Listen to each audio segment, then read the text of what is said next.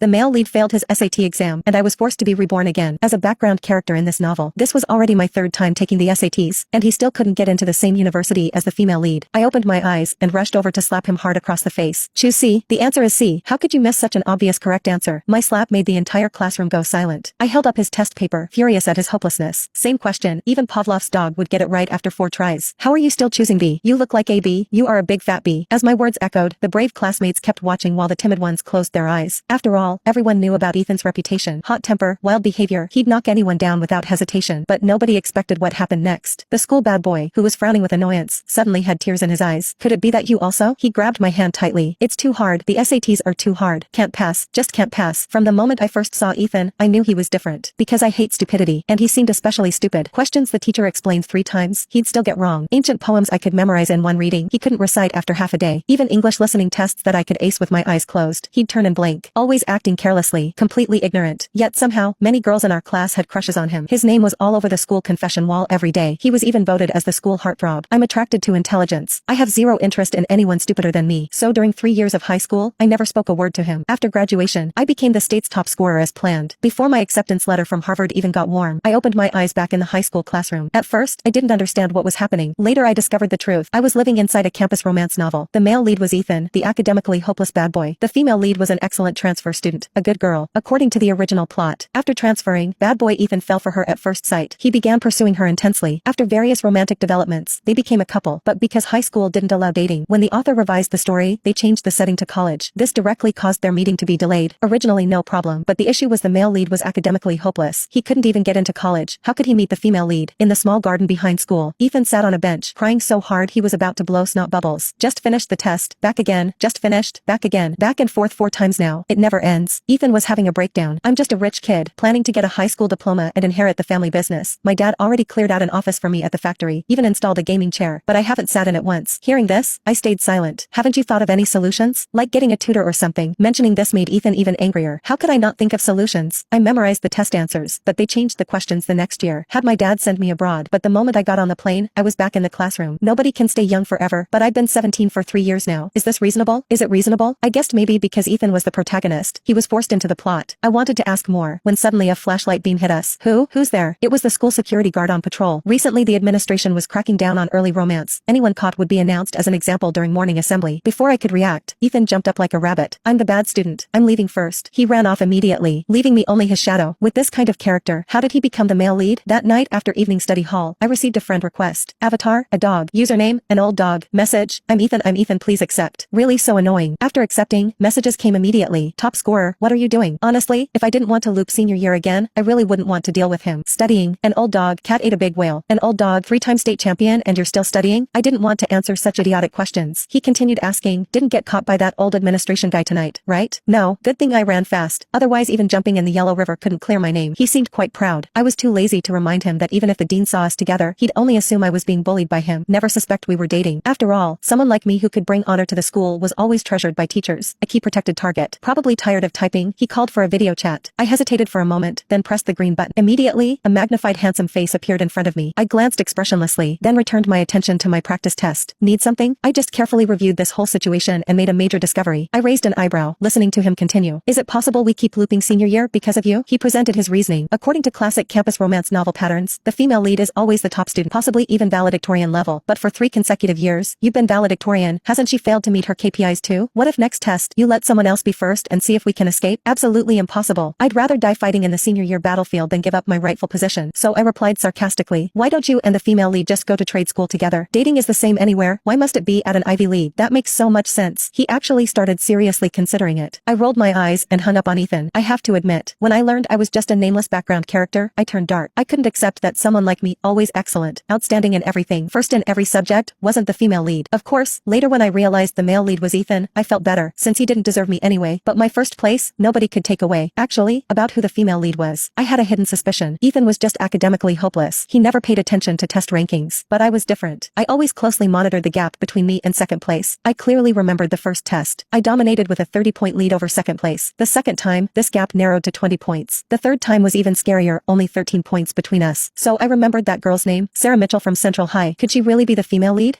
Could she really be the female lead? The next morning, I skipped breakfast and went straight to class 3. Sarah Mitchell. Second place. Transfer student. Future female lead? She was sitting by the window doing practice questions. Neat handwriting. Perfect posture. The kind of student teachers loved. The kind of student romance novel authors loved even more. I stood outside the classroom and stared. She looked up. Our eyes met. Then she smiled. Good morning. I froze. Something felt wrong. Very wrong. Because for 3 loops, Sarah had never greeted me first. Not once. Before I could speak, she lowered her voice. You're on your 4th loop, right? My brain stopped. The hallway disappeared. The noise disappeared. I stared at her. She sighed. Your reaction was exactly the same the last 2 times. The last 2 times? I grabbed her wrist. What did you just say? Sarah calmly closed her textbook. I said you're on your 4th loop. My fingers tightened. How do you know that? Because I'm on my 7th. Silence. Complete silence. For a full minute neither of us spoke. Then I pulled her into an empty classroom, locked the door, pulled the curtains, and questioned her like a criminal suspect. You remember everything? Yes. All 7 loops? Yes. You're the female lead? No. I blinked. What? She looked even more annoyed than me. I'm not the female lead. Then why are you here? I don't know. I sat down heavily. My brain hurt. The novel was already making less and less sense. The male lead was a failing student who couldn't enter college. The female lead couldn't be found. The supposed female lead said she wasn't the female lead. And now there were 3 people trapped in this nightmare. Me, Ethan, Sarah. Sarah rubbed her temples. In my first loop, I thought Ethan was supposed to fall in love with me. He didn't. He borrowed my homework and forgot to return it. I nodded. That sounded like Ethan. In my second loop, I tried talking to him more. What happened? He asked if I knew where to buy answer keys. I nodded again. Also Ethan. In my third loop, I literally confessed. My eyes widened. And? He asked if I was running a scam.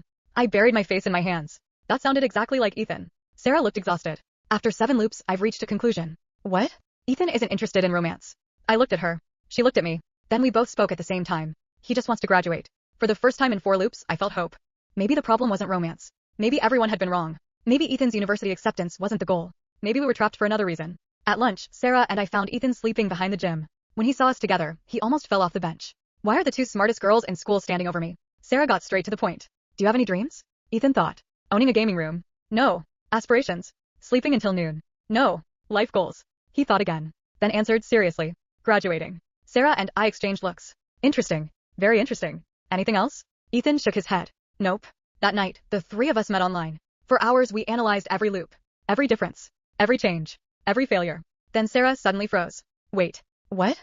She looked at us. When do the loops reset? I answered immediately. After the SAT results. Ethan nodded. Every time. Sarah slowly leaned forward. No. What do you mean no? The results come out on different dates every loop. She opened her notebook. Pages filled with notes. Years of notes. The actual reset always happens after one thing. A chill ran through me. What thing? Sarah pointed at Ethan. The moment you receive your rejection letter. The call went silent. Ethan stared. I stared. Sarah continued. You never get accepted anywhere.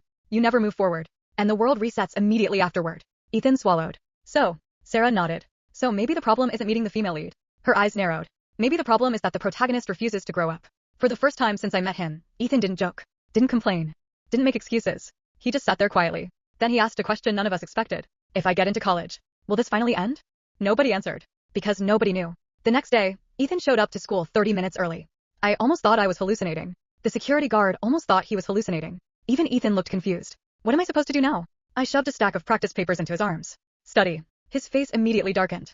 I hate this. Too bad. For the first week, he complained every 10 minutes. For the second week, every 20 minutes. By the third week, he stopped complaining altogether. That was somehow more terrifying. Sarah and I watched him solve a math problem correctly. Then another. Then another. The classroom became silent. A boy pointed at Ethan. Did he get possessed? I think so. Should we call an exorcist? Even the teacher looked suspicious. Ethan slammed his pencil down. Can you all stop looking at me like I'm a zoo animal? The teacher coughed. Correct answer. Continue. After school, Ethan cornered me. This isn't fair. What isn't? I've spent 3 years failing. 4. For years failing. And? Why does studying actually work? I stared at him. He stared back. Then I hit him with a textbook. What else was it supposed to do? Weeks passed. His scores climbed steadily. From the bottom 10. To the middle. Then the top third. The entire school was in shock. Rumors spread everywhere. Some said he hired secret tutors. Some said he cheated. Some said he made a deal with the devil. Only Sarah and I knew the truth. The devil would have quit after teaching him for 4 years. One evening, the 3 of us were reviewing practice tests. Sarah suddenly frowned. Something's wrong. What? She pointed at Ethan's score. It stopped increasing. Ethan looked down. His grades had been stuck for almost 2 weeks. No matter how hard he worked. No matter how much he studied. The numbers wouldn't move. That night I couldn't sleep. Around midnight my phone vibrated. A message from Sarah. Come outside. I found her waiting near the school gate. Her expression was serious. What happened? I remembered something. My stomach dropped. What? In my 5th loop. I waited. She slowly said. Ethan got these exact scores. I froze. What? The same marks. The same ranking. The same mistakes. Cold crept up my spine. Sarah continued. He studied. He improved. He worked hard. Then what happened? Her face became ugly. 3 days before the SAT, he quit. I stared. Quit. He said it was pointless. He said he'd fail anyway. The air became silent. Because we both understood immediately. The problem was never intelligence. Never talent. Never college. It was Ethan himself. For years he had already decided he would fail. Every effort stopped the moment things became difficult. Every improvement ended the moment success seemed possible. The next morning we dragged Ethan to the rooftop. He looked confused. Then annoyed. Then alarmed. Why do you both look like you're planning a murder? I threw Sarah's notebook at him. Pages scattered everywhere. 7 loops. Years of records. Years of failures. Years of giving up. Ethan's expression slowly changed. Page after page. Loop after loop. The evidence was undeniable.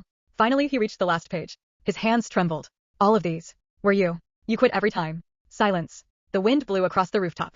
For once Ethan had nothing to say. No jokes. No excuses. No complaints. Just silence. After a long time he laughed. A bitter laugh. So that's it. I crossed my arms. That's it. His eyes became red.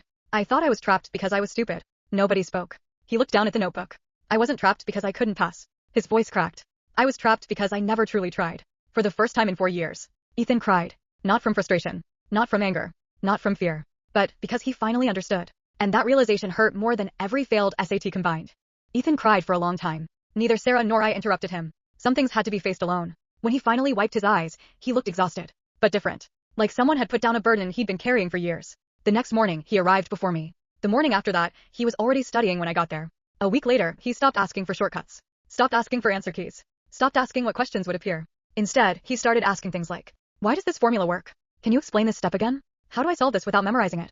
The questions were stupid. Then less stupid. Then surprisingly decent. It was honestly disturbing. The teachers were delighted. The students were horrified. One day a classmate secretly asked me, is Ethan being threatened by a criminal organization? Another whispered, blink twice if he's been replaced by a clone. The SAT arrived. This time, nobody panicked. Nobody prayed. Nobody tried to predict the future. We simply walked into the examination hall and took the test. When I came out, Ethan was waiting outside. He looked calm. Far too calm. How was it? Fine. Fine. Fine. I narrowed my eyes. You always say fine before disasters. He shrugged. Then maybe this isn't a disaster. For the first time, I couldn't argue. Results day arrived. The 3 of us stood in front of the computer screen. Nobody spoke. Sarah's hands were shaking. Mine weren't much better. Only Ethan seemed strangely peaceful. The page loaded. 1 second. 2 seconds.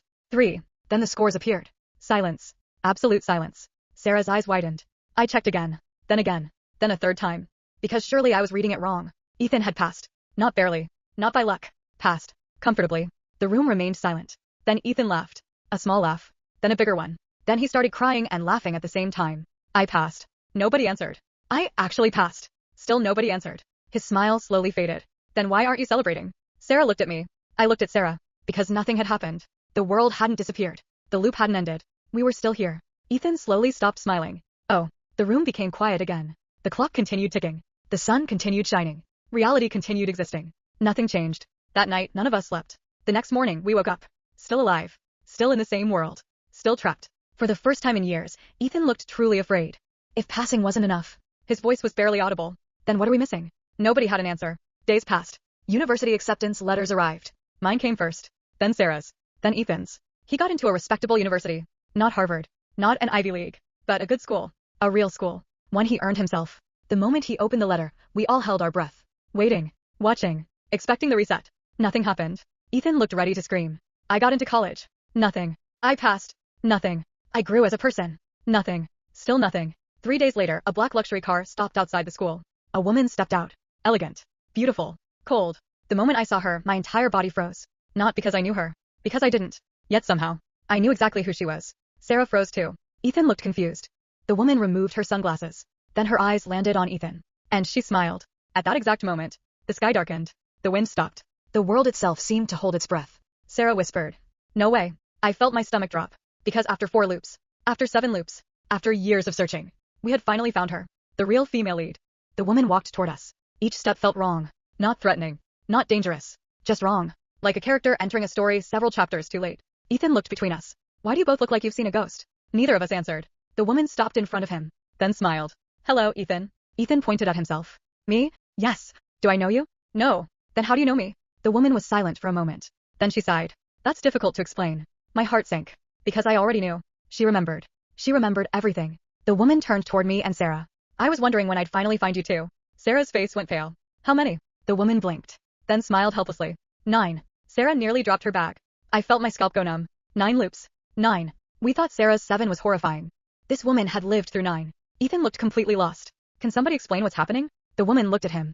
For a moment her expression became incredibly complicated. Relief, exhaustion, annoyance, pity, all mixed together. Then she laughed. A laugh filled with years of suffering. Ethan. What? You are the biggest headache I have ever encountered. I don't even know you. Exactly. The woman sat down on a nearby bench, then pointed at the empty spots beside her. Sit. Something about her tone made all 3 of us obey. She looked at the sky, then began speaking. My name is Olivia. The female lead? She nodded. Originally. That word made me uneasy. Olivia continued.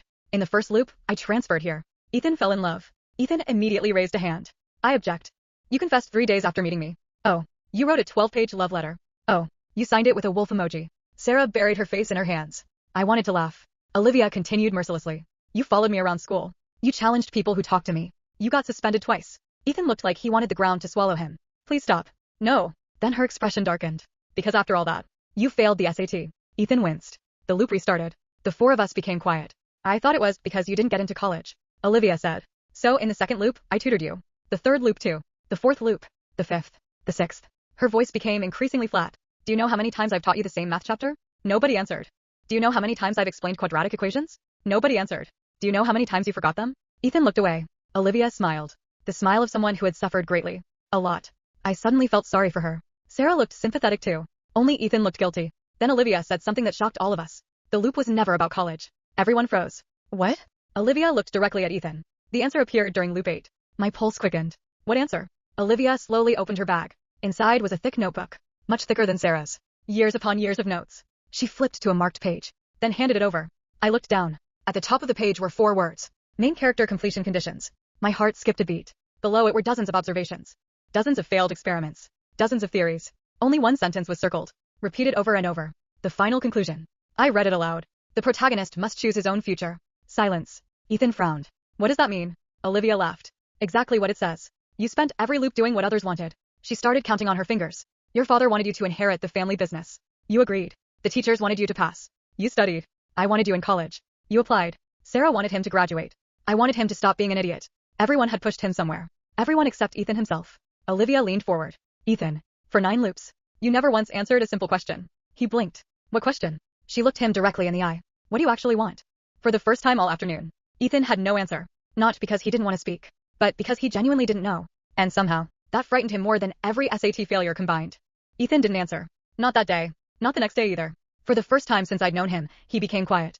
Dangerously quiet. No jokes. No complaints. No random messages at midnight asking ridiculous questions. Just silence. A week later, graduation arrived. Students cried. Teachers gave speeches. Parents took photos. Ethan sat in the last row staring at the stage. Like none of it mattered. After the ceremony ended, I found him alone on the athletic field. What are you doing? Thinking. That answer alone nearly gave me a heart attack. I sat beside him. What about? He kicked at the grass. When I was little, I wanted to draw comics. I blinked. That wasn't what I expected. My dad hated it. So I stopped. A long silence followed. I wanted to learn guitar. He laughed. Then everyone said it was useless. So I stopped. The smile disappeared. I wanted a lot of things. His voice became quieter. I just got used to giving up. For once, I didn't insult him. Because I could tell he wasn't making excuses. He was finally being honest. A few days later, university enrollment season arrived. Sarah left first. She was accepted into one of the country's best schools. Before leaving, she hugged me. Then hugged Ethan. Then Olivia. We better never see each other in another loop. We all agreed. She got on the train. The train departed. Nothing happened. The world remained. Then Olivia left. Before entering her car, she looked at Ethan. Figure it out. Then she drove away. Again. Nothing happened. Only Ethan and I remained. The supposed protagonist. And the background character. One evening I received a message. From Ethan. Come outside. I found him waiting near the river. His hands were in his pockets. His expression unusually calm. Did you figure it out? He nodded. My heart sped up. What do you want? Ethan looked toward the water. Then smiled. A genuine smile. Not his usual careless grin. Not a forced smile. A real one. I don't want the factory. I stared. My dad nearly exploded when I told him. Sounds right. He threatened to disown me. Also sounds right. Ethan laughed. Then continued. I don't want to study business. What do you want then? He took a deep breath. Then answered. I want to make games. I froze. He looked almost embarrassed. I know it sounds stupid. It does. Thanks. But it's the first thing I've wanted for myself in years. The wind blew softly across the river. For some reason my chest felt strangely light. Maybe because for the first time, his answer wasn't copied from someone else. It wasn't forced. It wasn't chosen to satisfy a plot. It belonged to him. Completely. Ethan smiled. I applied to a game design program. My eyes widened. You what? I already got accepted. When? A week ago. You didn't tell me? I wanted to be sure. I stared at him, then punched his shoulder. Hard. Ouch! You deserved that. He rubbed his arm, then laughed. A moment later, a strange sound echoed through the air. A crack. Like glass breaking. Both of us froze. Another crack followed. Then another. The sky above us began filling with thin fractures. Countless glowing fractures. Spreading across the horizon. Ethan's eyes widened. No way. The river disappeared first. Then the trees. Then the road. The entire world started dissolving into fragments of light. I immediately stood. It's happening. Ethan stared at the collapsing sky. For the first time in years, neither of us was afraid. Because we finally understood. The loop had never been about grades. Never about college. Never about romance. The protagonist's story couldn't move forward because the protagonist himself never moved forward. He spent years living according to other people's expectations. The world kept resetting because Ethan never made a choice of his own. Until now, the cracks spread faster. Buildings vanished. Streetlights vanished. The stars themselves shattered. Everything turned into white light. Ethan looked at me. I looked at him. Then the idiot started crying. Again. Why are you crying now? I'm emotional. You cry too much. I'm aware. The light swallowed everything. The city disappeared. The sky disappeared. The world disappeared. Only Ethan and I remained standing in endless white. Then a voice echoed around us. A voice neither male nor female. A voice that seemed to come from everywhere. Main character growth condition completed. Story progression unlocked. World reset terminated. Preparing final ending. Ethan looked horrified. Wait. What? He grabbed my arm. What if the final ending kills us? I stared at him. Even at the literal end of reality. He was still Ethan. Then the white light consumed us completely. And we opened our eyes once more. I opened my eyes to sunlight. Real sunlight. Not loop sunlight. Not the same morning repeating itself. Different. New. Alive. For a few seconds I lay in bed staring at the ceiling. Then I reached for my phone. The date. I checked it 3 times. Then 5. Then 10. A date I had never seen before. Tomorrow existed. The future existed. I started laughing. Then crying. Then laughing again. Years of tension vanished in an instant. The loop was over. It was finally over. A few days later, I moved into my university dorm. The campus was huge. Beautiful. Everything I had fought for. Everything I had earned. No resets. No rewinds. No mysterious forces dragging me backward. Just life. Normal life. And honestly, normal felt amazing. Sarah attended a university in another city. We kept in touch. Occasionally she'd send messages. Usually about exams. Sometimes about professors. Once she sent a photo of a math textbook with a caption. If I see one more equation, I'm jumping into the ocean. I replied. Skill issue. She blocked me for 3 days. Olivia disappeared completely. Not in a tragic way. Just moved on. Like someone finally allowed to leave work after years of unpaid overtime. I couldn't blame her. As for Ethan, well, he became surprisingly busy. His father had indeed exploded. There had been shouting, threats, arguments, more shouting, then even more shouting. Eventually his father gave up. Mostly because Ethan refused to back down. For the first time in his life. When I visited him during winter break, his dorm room was a disaster. Snack wrappers, sketchbooks, computers, game concepts scattered everywhere. The room looked one electrical malfunction away from disaster. Yet Ethan looked happier than I'd ever seen him. Really happy. Not because life was easy. Because it wasn't. His projects failed. His grades weren't perfect. He got rejected from internships. He made mistakes constantly. But every success and every failure belonged to him. And somehow that made all the difference. One evening, we sat together on a campus bench. Much older. Much wiser. At least I was. Ethan was still an idiot. He looked at the sunset. Then suddenly asked, do you ever think about the loops? Sometimes. Do you regret them? I thought for a moment. Years of frustration. Years of studying. Years of wanting to strangle him. Years of repeating the same life. Then I smiled. No. He looked surprised. Really? Really? Because without those loops, I would have spent my life chasing rankings. Only rankings. Nothing else. I would have never met Sarah. Never met Olivia. Never understood that being first place wasn't the only thing that mattered. And Ethan, the world's most exhausting human being, probably would have spent his entire life living someone else's dream. The sun slowly disappeared beyond the horizon. For a while neither of us spoke. Then Ethan suddenly grinned. The familiar grin that usually meant trouble. What? I just realized something. What? He pointed at me. You were never a background character. I rolled my eyes. Don't start. I'm serious. The story couldn't move without you.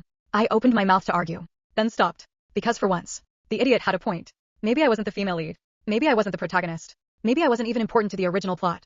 But the original plot had failed. Over and over again. And in the end, the people who escaped weren't the characters the story chose. They were the people who changed. The people who grew. The people who decided their own futures. Years later, when someone asked how Ethan and I met, we never told the truth. Nobody would believe us anyway. A bad boy protagonist trapped in time. A top student with anger issues. A female lead who survived 9 loops. And a story that refused to end. It sounded ridiculous. So we just smiled and changed the subject. Because some stories don't belong in books. They belong to the people who live them. And for the first time, the story was finally ours.